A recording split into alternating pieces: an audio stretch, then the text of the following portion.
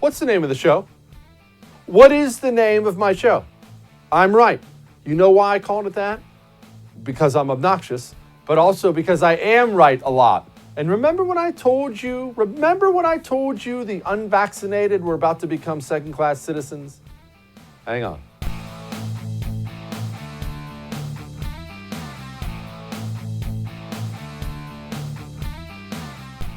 You know who was really, really, really good at politics? Well, I shouldn't say was, is really, really good at politics. And man, this hurts to say. Barack Obama. Barack Obama is really, really good. And I hate that. But he was. And he is.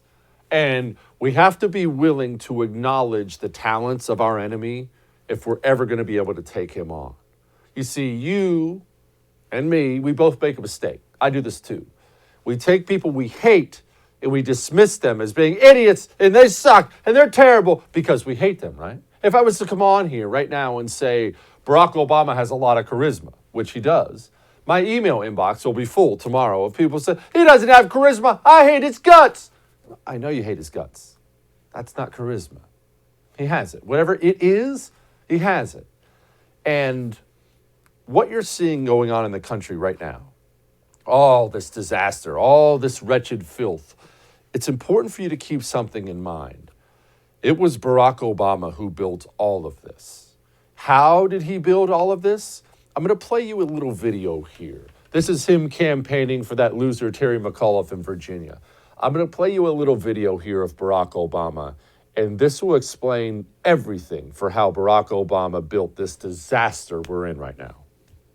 We don't have time to be wasting on these phony, trumped-up culture wars, this fake outrage that the right-wing media peddles to juice their ratings. That's so good. That's so good. What am I talking about? Jesse, what are you talking about? I'm getting ready to throw something at the TV.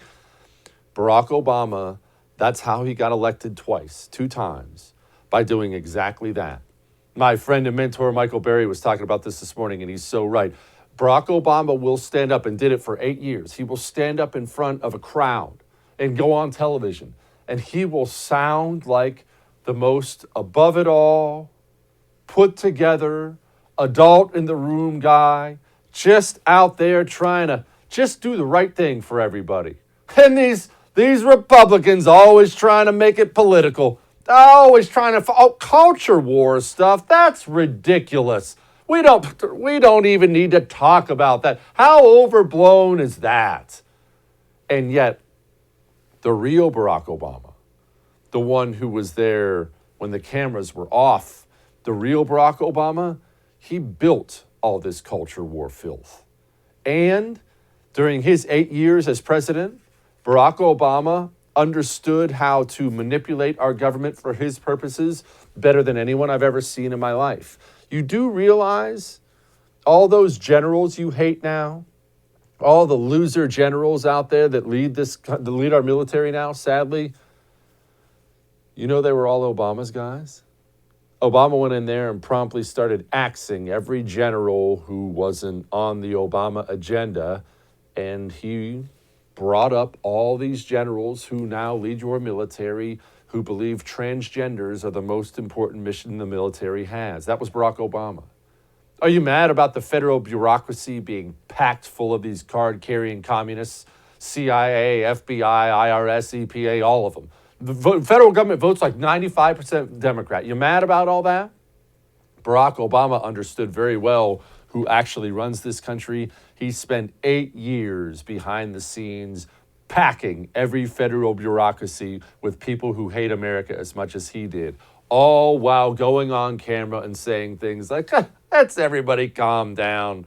We're not in a culture war. It's all fine.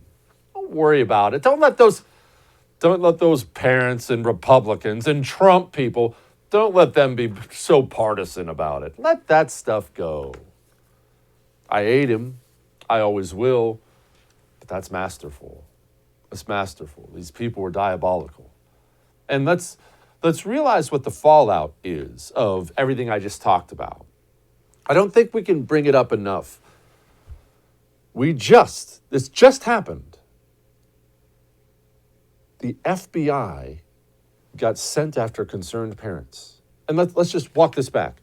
The FBI got sent after concerned parents because the Attorney General of the United States sent them after concerned parents. The Attorney General sent the FBI after concerned parents because he got a letter from the National School Board Association.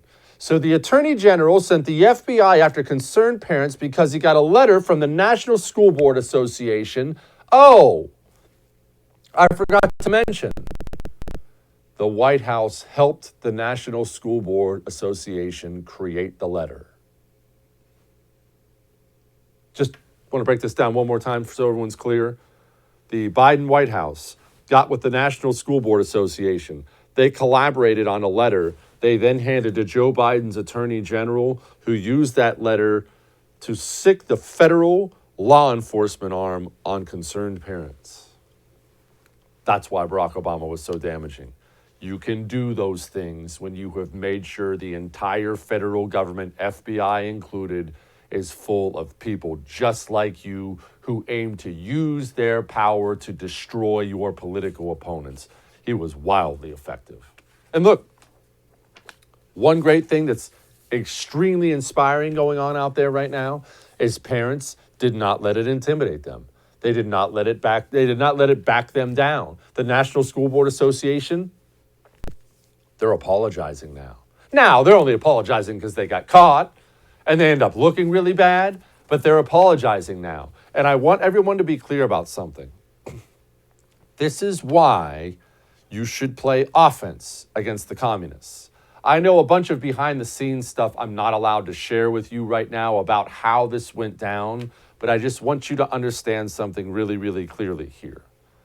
The right decided to go after the National School Board Association hard, really, really hard, and dig into this letter and find out the who, what, when, where, and why.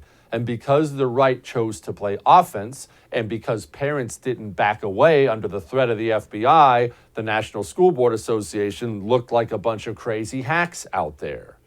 Because we didn't back off. We didn't hear, oh, FBI, I love the FBI, go blue. We didn't do that. We said, I'm sorry? No. I will not be intimidated by anybody. And we kept going. Remember, we cannot live and let live our way out of communism. It's never been done before.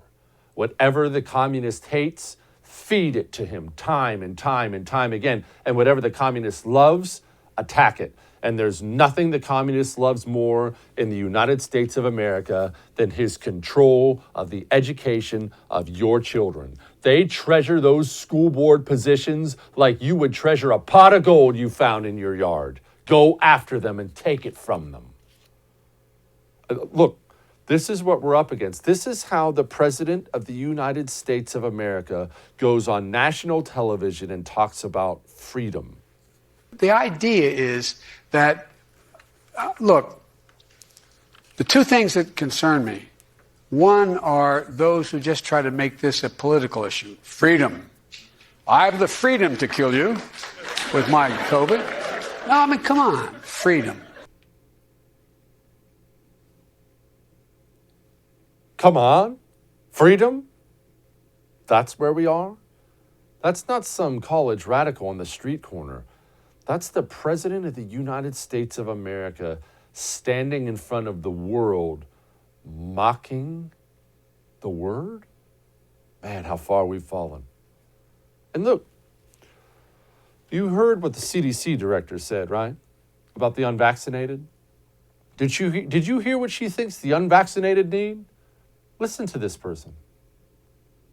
So we believe it is very important to get these people vaccinated. There is a plan, should these people not want to be vaccinated, towards education and counseling to get people the information they need.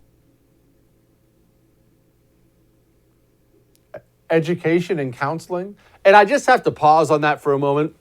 Setting aside the crazy counseling talk, education. Now, I don't know your vaccination status, and I don't care. That's your business. I don't care if you're vaccinated or unvaccinated. As I said, this is not a war between the vaccinated and unvaccinated. It's a war between liberty and tyranny. But setting all that aside, Education. Are you lacking information about the vaccine? Has that been hard to come by for you? I drive about 40 minutes to work every single day. I still drive by multiple billboards. Free vaccines, quick vax here. You can't take 5 steps in this country without getting barraged by vaccine information. It's on every television channel. They sponsor half the news shows now. It's endless. Oh, and I almost forgot. Do you remember when this super smart guy went on television? This is back in September. This guy, I mean, he's mega talented, right? But do you remember when this guy went on television and said this? Western society, not scumbags like the communist Chinese or Putin in Russia. Western society has decided, all the system, all the leadership has decided, the unvaccinated, these people are responsible for everything. Not China, not coronavirus, not nothing. It's the unvaccinated. You've heard the President of the United States of America repeatedly now, the leader of the free world, come out and say, this is a pandemic of the unvaccinated. It's the unvaccinated. Western society has decided already there's a separate lower class of people, and it's their fault. Remember when I said that? This is the Prime Minister of New Zealand. So you basically said this is going to be like, well, it's almost like, you probably don't see it like this, the 2 different classes of people. If you're vaccinated or if you're unvaccinated, you have all these rights. If you are vaccinated... That is what it is. So, yep.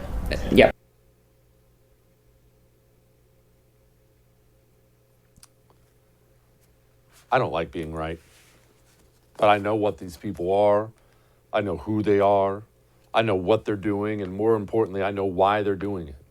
They're dividing up every single Western society, acquiring more wealth and power for themselves because they have no love of their country. They don't care that they're in the process of destroying their own societies, all of them. That's not just the American government, Australia, Britain, New Zealand. They're all doing it right now, tearing apart the West.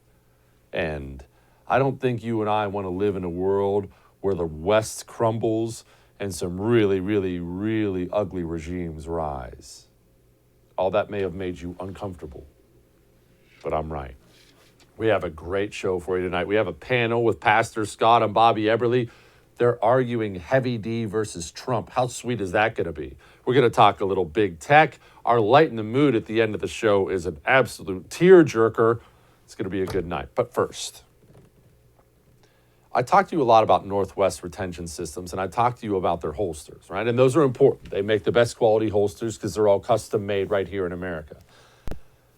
We don't talk enough about their slings. I have one of their slings on my AR-15.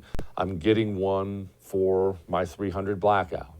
We don't talk enough about their mag holders. Again, all these things custom made. Northwest Retention Systems has all the gear you need. Go check out a sling today. Check out their holsters while you're there too. Go to nwretention.com. That's nwretention.com. Use the promo code Jesse. Gets you 10% off. We'll be back.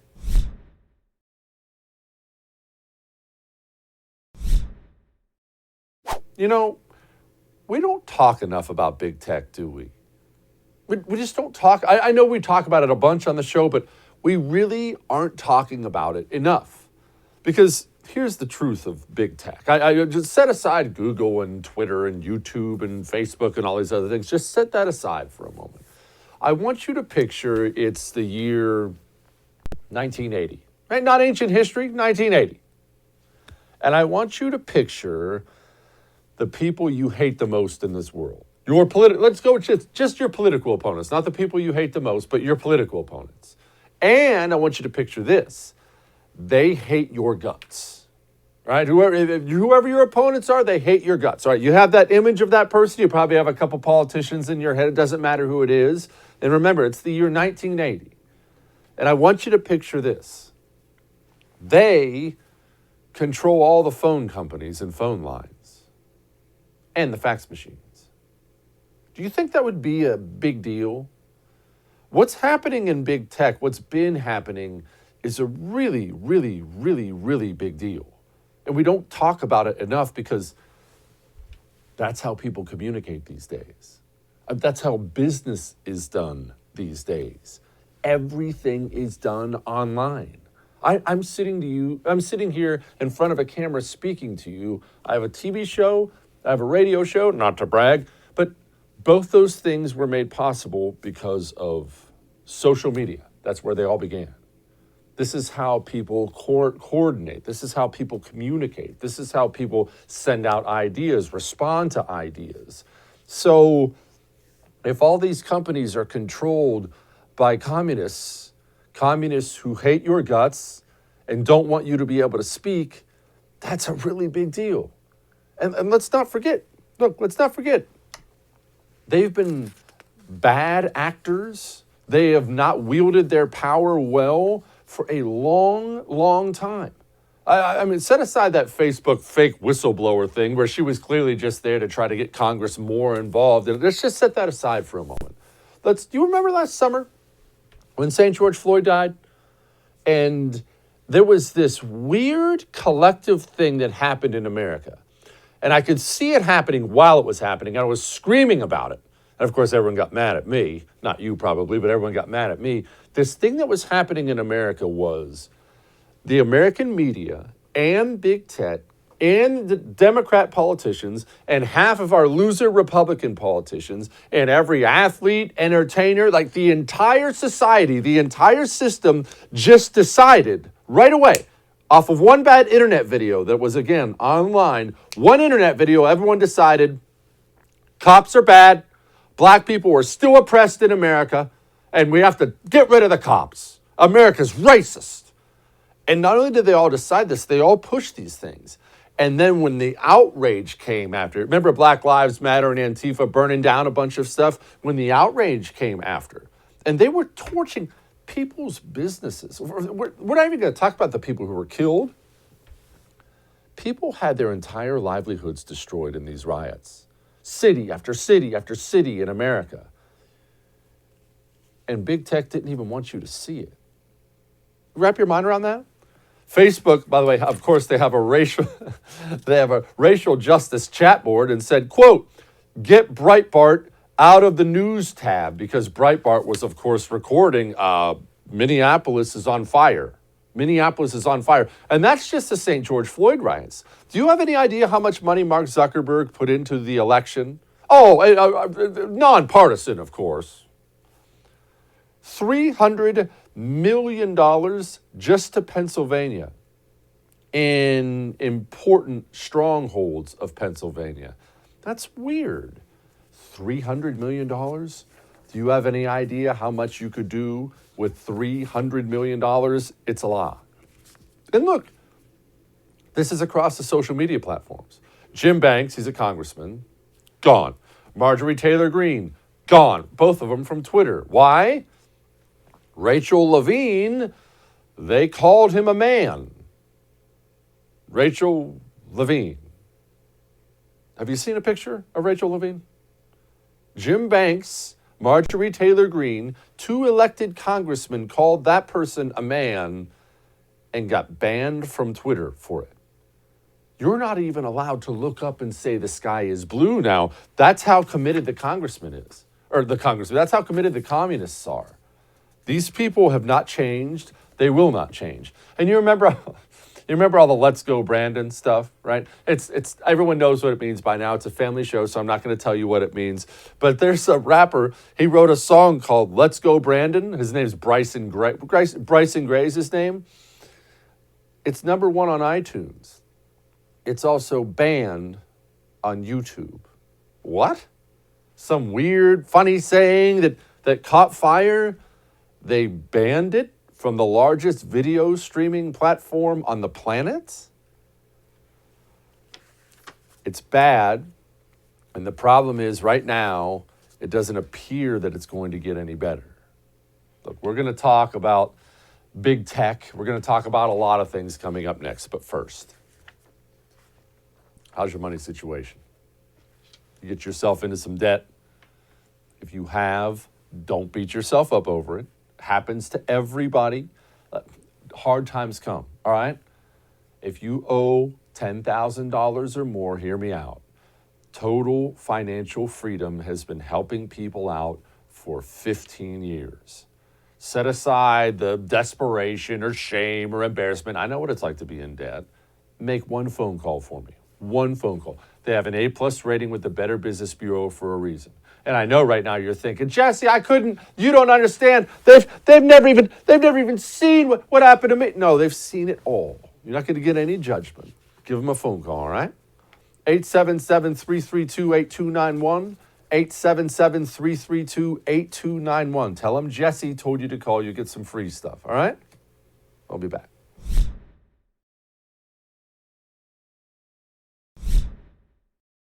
Oh, it's debate time. It's debate time. It's fight night. And two of my favorites, I'm sure they're both equipped to do so, are joining me now. Pastor Darrell Scott and also Bobby Eberly, host of the 13-Minute News Hour.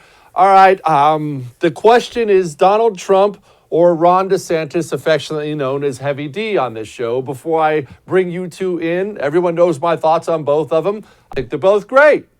Not sure where we should go going forward. I'm going to wait and hear what these two have to say about it. The first question I'm tossing to Bobby first. Don't worry, Pastor. I'm going to give you your shot at this one.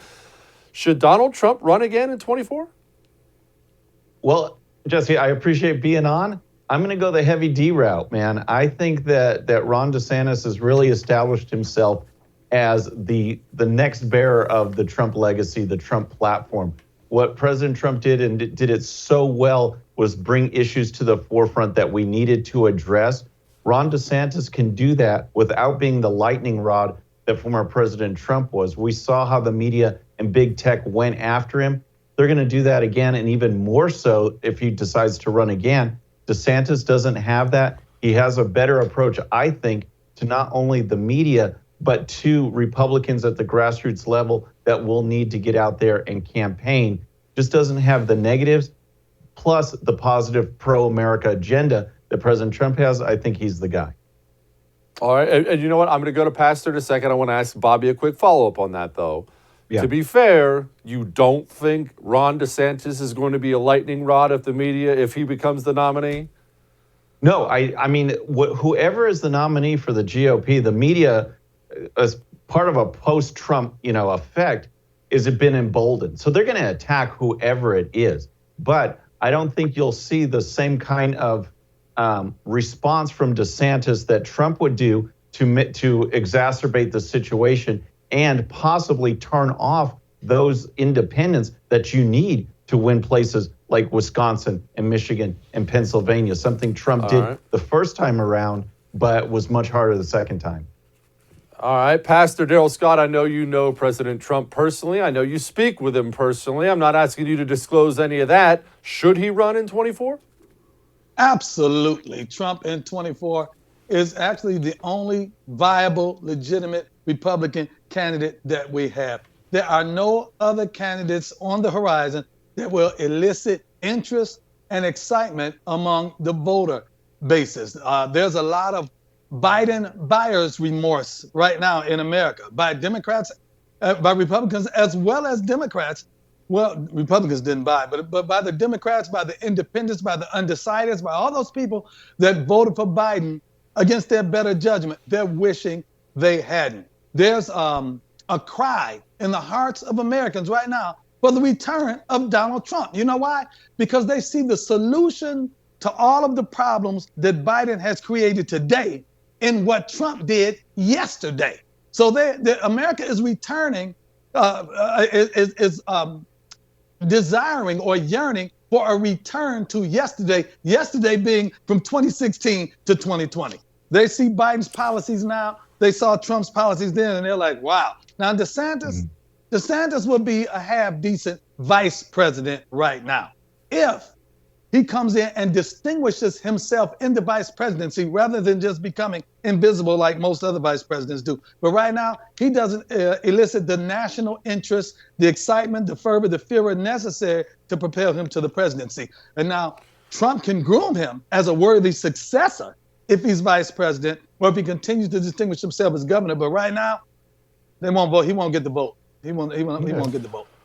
Pastor, let me ask you this. I have a follow-up for you as well, though. You mentioned people are hungering for yesterday or yesteryear, however you put it. And I understand there's a lot of buyer's remorse, but let's be honest. In yesteryear, Donald Trump put Dr. Fauci in front of the microphone. That's a Donald Trump thing. Look, I like the guy a lot. His hiring and firing is indefensible. Indefensible. How's that going to change the next time?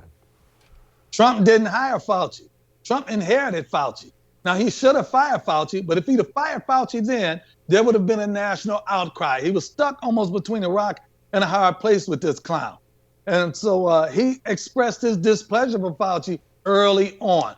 And everyone sees that under Joe Biden, this pandemic has not gotten better, it's actually gotten worse. And so their stigma from 2016, all Trump has to do is point at Biden's numbers today and say, listen, more people have died under his watch with the vaccine than died under mine without one. And so I don't think going back to that. Listen, Americans right now are looking at these prices, looking at this, the shape of this country, and they're wishing that Trump was back, especially black Americans as well. So DeSantis, he's not the one. It's not his turn. His turn to come, but it's not now. All right. Well, Pastor doesn't think Ron DeSantis is ready. I'm going to play this little video for Bobby Eberle. And Bobby, I want you to react to it. All right. So in the next legislative session, I'm going to hopefully sign legislation that gives a $5,000 bonus to any out-of-state law enforcement that relocates in Florida. So NYPD, Minneapolis, Seattle, if you're not being treated well, we'll treat you better here. You can fill important needs for us, and we'll compensate you as a result. Bobby, you think he just needs some more seasoning? No, man, he's ready to jump in it and see. So based on those last comments, I'd half agree with Pastor Scott, half disagree. One, the buyer's remorse, that is a real thing. It's been so frustrating to talk to people as we entered the 2020 season who said, I'm a Republican, but I'm voting for Joe Biden. Look at what has happened. I mean, there's not an issue where he was ever conservative. And now not only is he far left wing, but he's just a failure. They can't enact any policies. They can't get things done. And the country is stumbling on every single issue. On the flip side, though, the grassroots, those vocal Republicans are calling for Ron DeSantis. If you look at major gatherings of Republican activists, the most vocal of the vocal, at CPAC, Trump won that one. Another leadership conference, DeSantis won that one. The last one, they're basically a dead heat. These two are clearly the front runners. There's clearly momentum for DeSantis. And to your clip, Jesse, he is out in front on all these issues. Whether it's lockdowns or mandates, COVID mandates, mask mandates, you name it.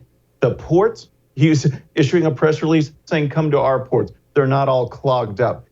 Critical race theory, we're going to blast that. We're not going to teach it in Florida. And now bringing these cops in. Cops we need on the street who are getting fired because they won't get vaccinated. He says, come to Florida. He is leading on all the issues, and I think he's ready for the White House. Pastor, he's not necessarily wrong in Florida's leadership. You say he's not ready. He looks like a man who's ready. He's kicking butt and taking names in Florida. He's appealing to the base. He's preaching to the choir. He's going after the people that we already have. But he's not going to bring any new voters into the fray, or he's not going to cause any undecided voters to decide for him. Listen, there are a number of issues that confront America right now. And here's where the Americans are. Trump in 2016 was an unknown commodity. He's not an unknown commodity now. When we look at China launching hypersonic missiles, they'll say, well, under Trump, China wouldn't have done that. When they look at North Korea dancing around, threatening again, they're saying under Trump, that wouldn't have happened. When they look at the debacle in Afghanistan, they're saying under Trump, that wouldn't happen. When they look at empty shelves, under Trump, that wouldn't happen. When they look at the supply chain backup and the cargo ships that have not been able to disembark, they'll say under Trump, that wouldn't happen. DeSantis is an unknown quality. They don't know what he would do. They see what Biden does, but one thing they do know, they know what Trump would have done, and they know that crap wouldn't have happened under him. And so once again, in that return to the days of Trump, we need strong leadership. This country is in a mess. We don't need any rookies right now trying to go in. Trump isn't a rookie anymore. He's a 4-year veteran. And so we know, based upon his policies, that he wouldn't allow the mess that has been happening, he wouldn't allow it to happen in America. not on his watch. I do want to ask one more of you, because something you brought up earlier about Donald Trump and Ron DeSantis being his potential vice president. Pastor, I obviously know you plenty of experience dealing with politicians and a bunch of people in all walks of life. That sounds like two alphas in the same room, and you know that doesn't work, Pastor. There has got to be one guy. That sounds like two guys to me, and that sounds like one too many. No, you know what it is? It's the older alpha training the younger alpha to be an alpha when he retires. It's what was the Lion King's daddy's name? Mufasa or something? It's Mufasa and Simba. Yeah. Trump's Mufasa. You know what it is? Trump is Yoda right now, and DeSantis will be Luke Skywalker. And he's getting him trained, and he'll take that time and get him right. And when his time comes, he can be the master of the Force. Bobby, where's he wrong? Well, he's wrong in the fact that one thing, if Trump runs, he probably will win, because talk right now is that he's just going to clear the field. It takes so much money to go up against Trump. That's why I'm hoping that he does this role of playing kingmaker. He's been very good at supporting candidates at the grassroots and getting them elected. It's a great role. He is clearly driving policy. I just think that DeSantis would make the better front guy right now. I don't think it would be a fit. I don't think Trump would ask DeSantis to be his running mate. I think if DeSantis were asked, though, he'd probably do it. It's hard to pass that up, and you could make a place for yourself. Look at Dick Cheney, made a clear place for himself in the Bush White House. But right now, I think that the way to go, the way to push the Trump agenda forward with a means that attracts the independents, the middle-of-the-road voters, as well as the base that Pastor Scott mentioned, is to go with heavy D, Ron DeSantis. Both of you, appreciate you very much. Thanks for keeping it clean out there. All right. That was great. Thanks, Jesse. Be God good, bless fellas. both of y'all. All right. Pretty good. Look, they both make a good case. I'm anxious to watch and wait. All right? Now, do you own a home? If you own a home, your home title, it's not sitting in a dusty bank vault. It's online now. And the reason I'm saying it to you that way is because I've gone through this. I didn't even know home title theft was a thing. I mean, everyone's heard of credit card theft, right? Identity theft? Home title theft? What is that? What are they going to do? Carry off my home? No. They hack into your home title. It's in the cloud online. They forge your signature on it. They go take loans out against it. More than one. They take off with the money. 2 or 3 months from now, I shouldn't laugh, so it's not funny. You start getting letters in the mail saying you're about to be evicted. And they will evict you from your home, but it's that big of a deal. And law enforcement does not have a handle on this crime. Go to HometitleLock.com right now and sign up to get yourself protected. While you're there, there's a free offer for you. Put in your address. You can see for free if you're already a victim of it, which you might be. You might be waiting on that eviction notice and you don't know it. HometitleLock.com. We'll be back.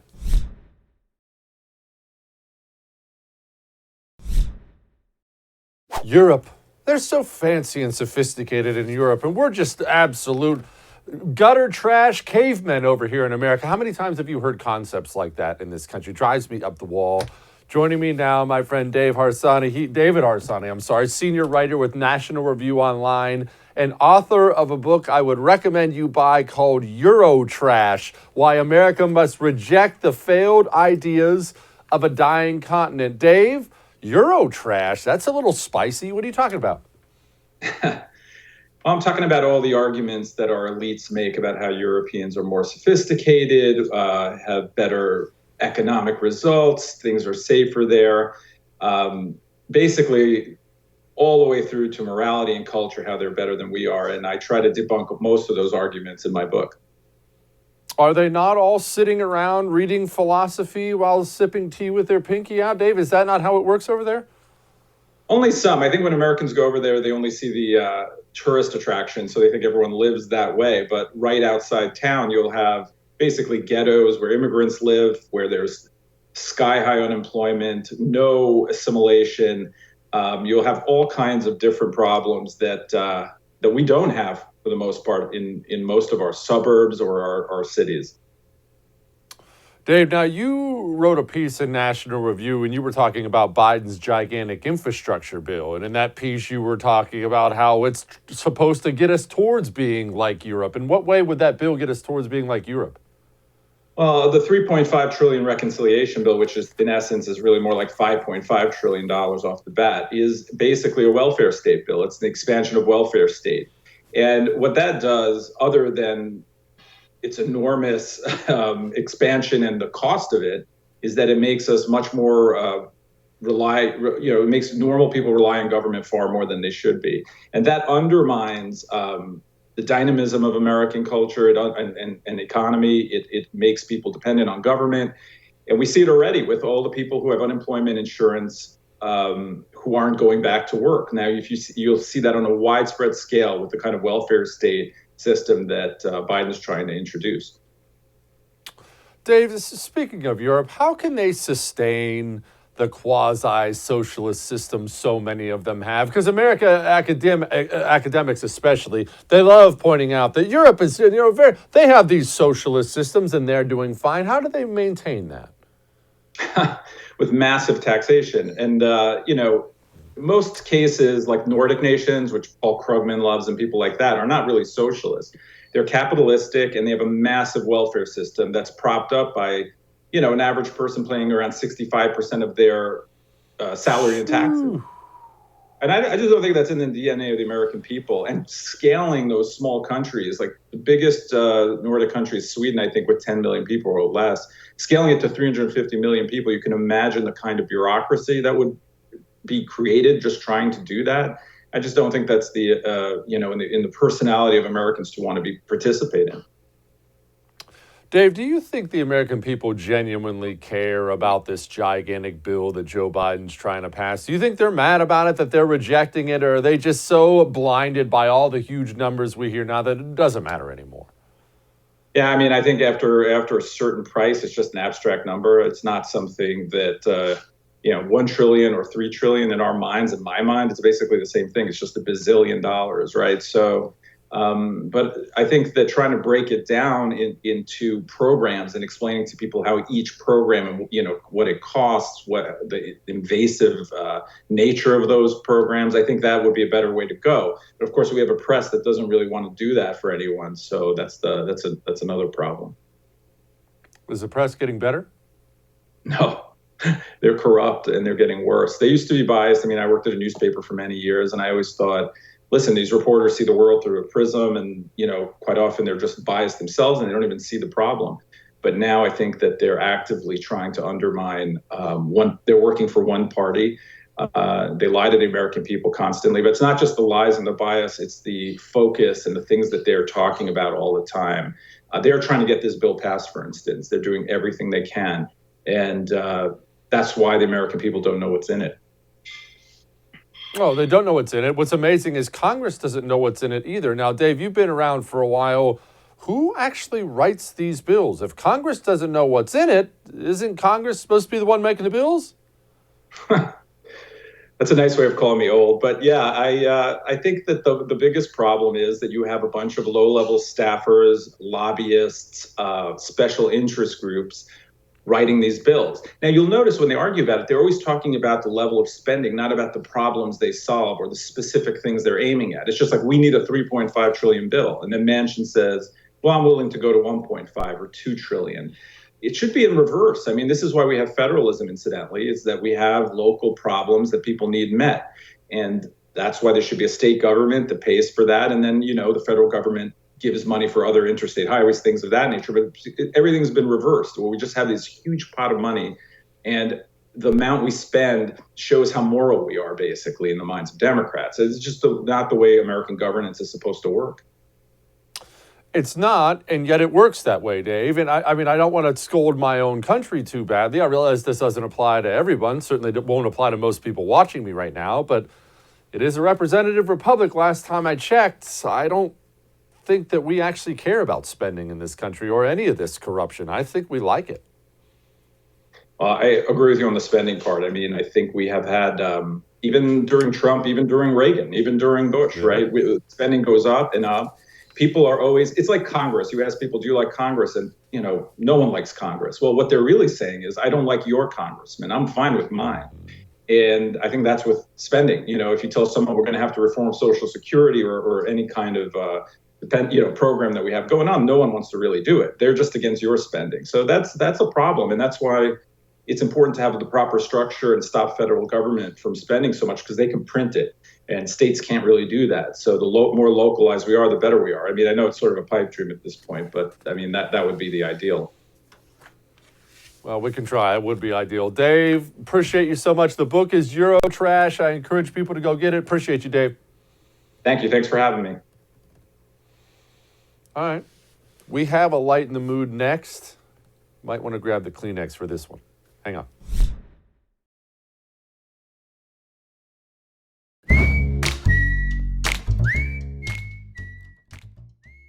We have a lot of fun with our light in the mood section, don't we? I realize that's where the world famous burger recipe took off, and everybody continues to share it across the internet. Thank you for all your kind words. I told you that night I was going to change your life. So we talk about food, we watch videos of people getting hurt, not too badly, and we enjoy the light in the mood segment. Isn't everything out there dark enough, right? But every now and then we have to play you a tearjerker, and I'll just tell you, I have a dad. There's something about dads that is special. There just is. There's something about your dad, especially as a boy, a young boy. You worship the guy, right? All you want is him to be around. You want to hang out with him. He's dad. He's everything.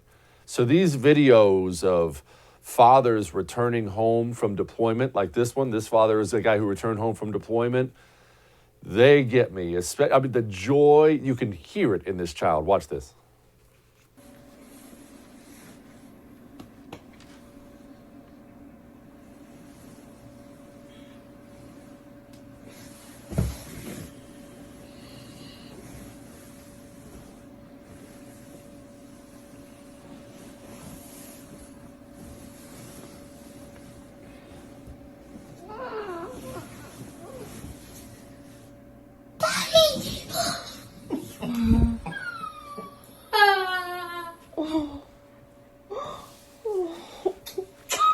Daddy.